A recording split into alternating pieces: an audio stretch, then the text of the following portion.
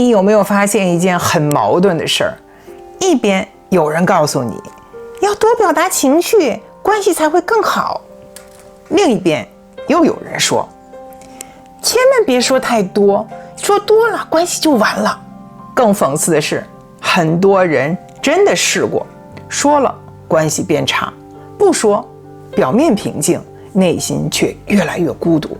那你就会开始怀疑，到底是我做错了，还是这个世界没有一个统一的答案呢？我后来发现我们一直在问一个错误的问题，我们问的是该不该表达情绪，但真正的问题从来不是这个，而是你在什么情况下对谁表达，用什么方法表达。关系不是一个开关，不是说了就对，不说就错，关系更像是一个系统。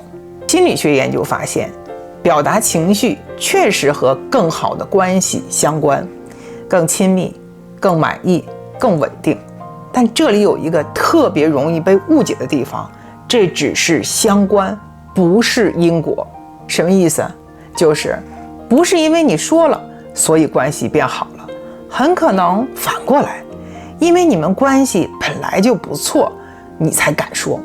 这就解释了现实中一种常见的情况，有的人越说越亲密，有的人一开口就翻车。不是因为表达情绪这个行为有问题，而是你们的关系承不承受得住这种表达。这里有一个特别关键点，就是关系里有两种完全不同的目标。有的人是想更靠近，更多的了解你，也希望你能了解真实的他。但还有一类人想法很简单，现在这样就挺好，别出问题就行。你设想一下，如果你在一个只想维持现状的关系里，突然开始深度表达自己的情绪、脆弱和挣扎，会发生什么？对方未必觉得你更真实，他更可能的感受是压力，甚至是不是什么出问题了。在这种情况下，很多人会得到一个片面的结论，我表达情绪，关系就变差。其实更接近真相的是，你在一个维持型关系里做了亲密型关系的事情。还有一点，我们得承认，你在表达情绪的时候，其实不是一个人在做这件事儿，你是对着一个具体的人在表达，而这个人有没有能力接住你，完全不一样。有的人本来就习惯表达、理解、回应情绪，你说什么他都能接住，但也有的人他自己都不太会处理情绪，你说他就乱了。所以关系里有一个很真实的规律，不是你表达多少，而是对方能不能承受你表达的那一部分。还有一件事儿，我觉得更重要，就是心理状态。如果一个人的情绪本身就比较稳定，那表达往往是连接。但如果一个人本身已经在焦虑、抑郁、内耗里面，那他的表达有时候就已经不再是沟通了，而是情绪倾倒。我想提醒一句，你的伴侣是你的伴侣，不是心理治疗师。如果一个人把所有的情绪压在另一个人身上，那这段关系就会变得沉重。